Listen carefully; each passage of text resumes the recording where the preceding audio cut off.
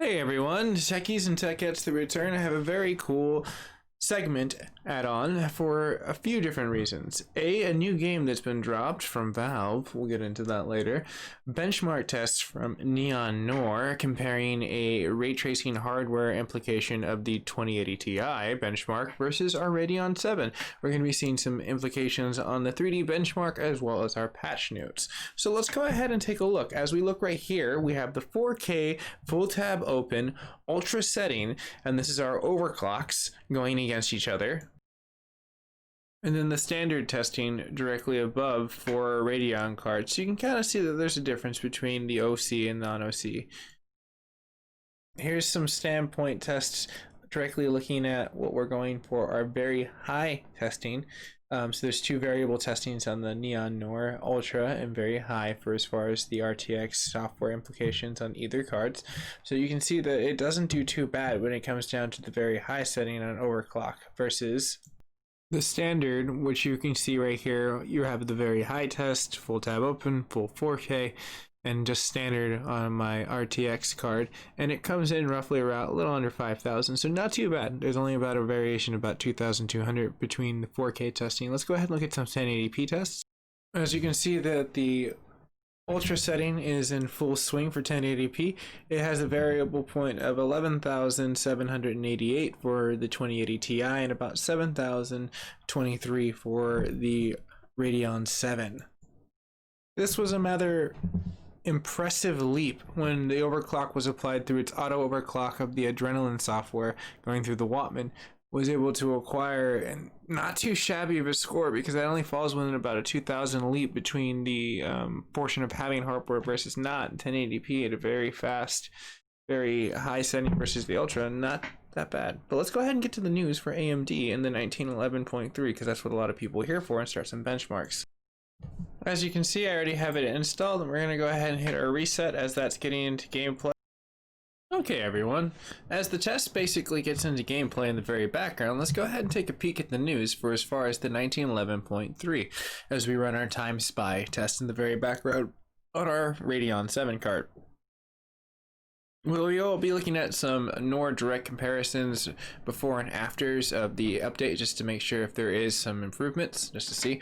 But more than likely that's going to fall in the software of the Crytek is the engineer that utilizes that, and then CryoEngine is what you have to download in order to do that as well, which I'll leave a description link down below if you want to go ahead and test out your Radeon cards and or AMD cards or any other card that isn't ray tracing software, because it is able to run it on any card and you can get a score and kind of see how yours would do on a ray tracing application. I'd be curious to hear back from the community of hearing what they got into it. Now, for as far as Fortnite, then the API support, this is one of the bigger portions of what they were doing for the known issues versus what's actually been fixed. What we have for as far as the known issues that are still out there are the Radeon 5700 series cards and the production of the intermittent loss of the display in the video during gameplay, as well as the shuttering in some games in 1080p in the very low setting. The performance metric overlays may cause some shuttering and the screen flashing on some applications. On top of the HDR may cause some instability during the game in the Radeon Live enabled. The high idle clock at desktop on the Radeon 7 and the perform metric overlay of the report's incorrect VRAM utilization. Invoking the Radeon overlay may cause games to lose focus or become minimalized on HDR during that situation.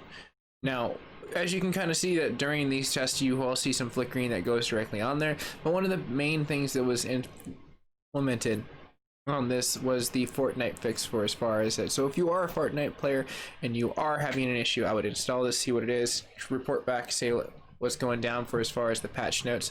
Now let's go ahead and get to some really very cool news for as far as what is in the overlays of today. Valve is making an appearance on this Gamely Newsly update as they basically get down to a half-life. They will be giving us more information on the situation on Thursday at 10 Pacific Standard Time. So tune in on that on the Valve Twitter to see what's going down. But there's some excitement on that. As we end of the gameplay, let's go ahead and take a look at our testing scores. If you take a look directly on top of there for Test 8, which comes into the time spy standard OC, same OS, and now you look at the OC version of its own version of the Radeon Wattman's inlay of the OC, and you have a very good improvements for as far as that. You're gaining roughly about 220, but this is pretty impressive because considering last time we already gained a good chunk. As the first test result comes directly in, we're getting a solid 50 over that situation. This is the first time spy. Let's go ahead and try our 4K run at this and see where we end up.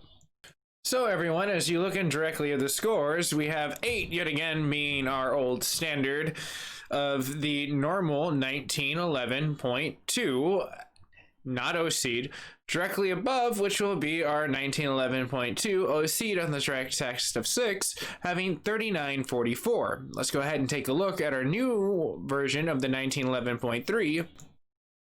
And you can see a reduction of about 20 points, give or take. And these are the same exact settings that they had from the previous one on the OC, which are back to back. The only variance is the OS. So seems like in the 4K department on the DirectX 11, they kind of took it back a step a little bit versus where the 1080p got a pretty good gain.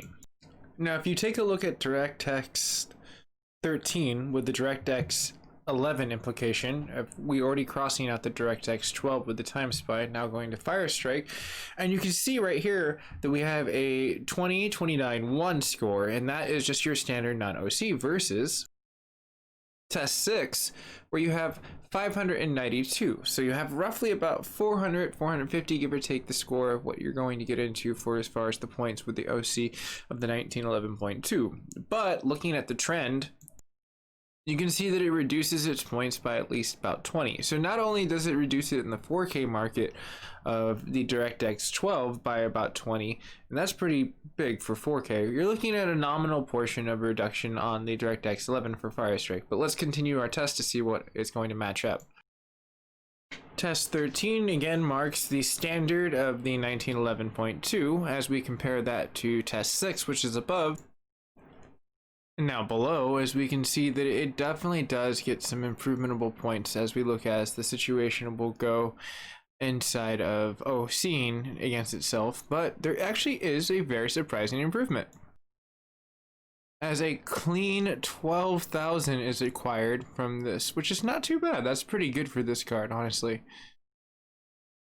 Taking a peek at score 11 for our Firestrike Ultra versus 6 of our 1911.2. This is the overclock, so you see a pretty good gain versus what our new 1911.3, and it's actually showing some pretty astounding differences, which is pretty cool. It seems like it's really friendly to the DirectX 11, especially in the 4K market, so I'm really super excited to run the Neon test, and we're going to get into that. I'm going to show you how to download this situational point if you want to as well. Wanted to take a pause and say thank you very much for staying tuned for this episode before we get a little bit more deeper into testing in the benchmark. Made a little pop bubble. Thank you very much for staying tuned. And as you can see, right, what I have popped up here is the Cryo engine, which you'll have to download their tool. Once you download the tool, go back to the website, then re-download their ray tracing tool, which is the Neon Noir. And you can see that I already have that punched open right here. You can just launch it. Now personally myself, I usually close down the launchers because I feel like just in case they take out a little bit of the bloatware, and I pretty much close down anything else that would be there. Like we don't need to have Nord nor Steam running in the background, and we don't need Elgato, but I do need my standard overclock kind of running for as far as what's going down. So you can see right there it pauses the test, and if you click it back on, should quickly go right back into gameplay. Now, one of the things that I noticed that was kind of a little bit buggy, if you do download this, understand that it will have like a reset rate, probably replace your computer or reset your computer. It will definitely get it better. So I'm going to go ahead and start with the Ultra. We're going to go ahead and go to full screen. So we'll go ahead and click that. And I wanted to showcase this just because I did have some difficulty. Sometimes the screen was in the very top left-hand corner. It was very odd with the way that it was testing. This time it seems like it came into gameplay really well. Let's go ahead and show the testing as we get into standpoints. And I'll bring that up on the other overlay as we have right here. So One of the cool things that we're getting into tech news, and Intel is kind of killing it when it comes down to the standpoint of where we are going to get into the bridging point of CPUs. The XC series that they're going to be basically running into with the 7 nanometer delivery, and I believe it is the gosh, I'm trying to remember the name of this like platform. I believe it was something along the lines of like a French bridge, if I remember correct. It was like, man, I really want to like Ponte Valcho, something like that.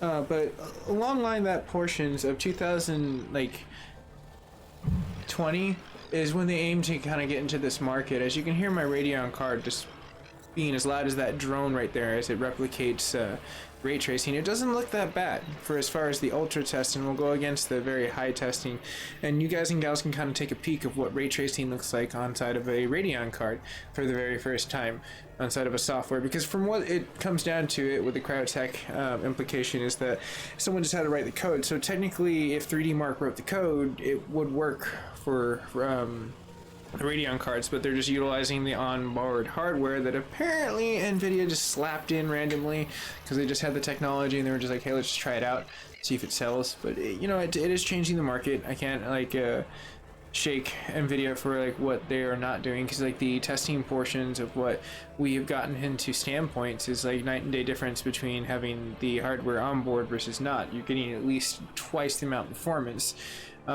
with that. So it's like they do have a pretty cool thing, but who knows, maybe with updates we'll kind of see some standpoints as we kind of have what was this score versus the last optional. You can see that there's a little bit of gains into the software overriding. Besides the Fortnite fix, hopefully we're seeing like some pretty cool software implications that are actually working well. So let's go ahead and take another peek at a different test in 4K.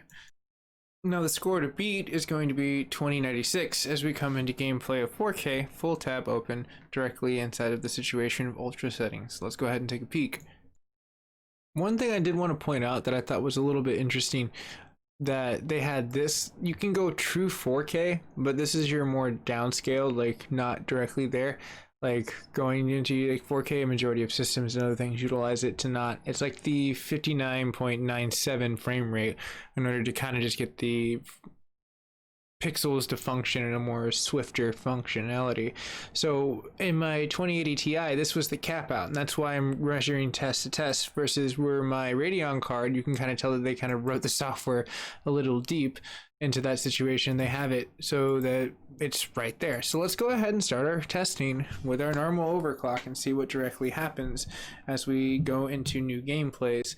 Now with the talk of Intel and where they're going with that, the mid-range is going to be CES, that they're going to be introducing that on top of the new I guess performance and delivery AMD is going to be giving with their GPUs as they come into the new Navi units.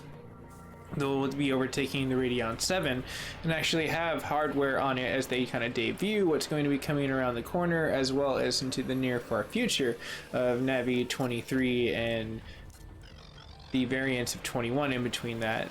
As you also come into gameplay of what we also will have into as the new Navi units of, I believe, 13 and 14 roll out, as the very beginning of quarter one comes into, and quarter two seeing more of the other two productions into it. Now where mid-year the gaming performance of Intel will be dropping inside of their new GPUs inside of the market, their 2021 cards will be more interfaceably for the AI and the structure of the marketable point of people that are trying to get into the server portion of networks or computing portions.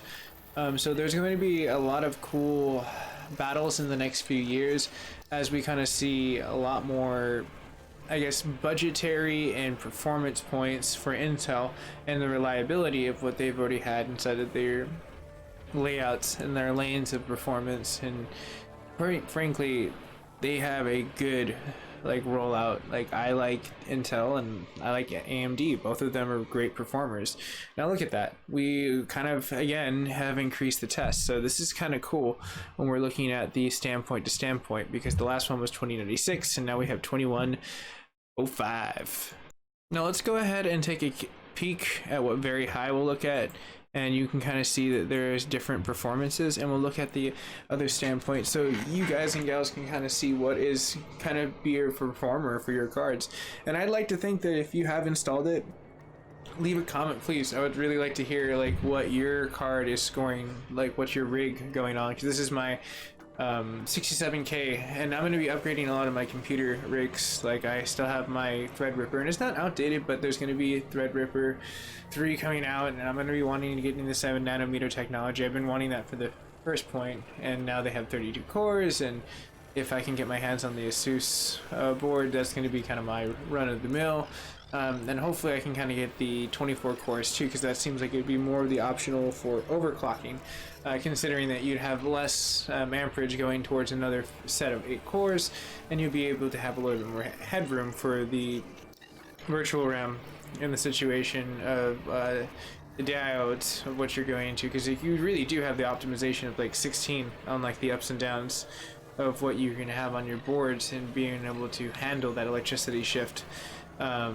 Watching a lot of Gaming Nexus and the breakdowns that they have on that channel with like the boards, you can kind of see that this will be the first one that's kind of worthy for those, but you're not going to be able to overclock the crap out of it if it's like a 32 core versus like a 24 core where you'll have a little bit more breathable room. Like, and that's where my I guess new overclocking dilemma is going to come into gameplay, which is kind of nice.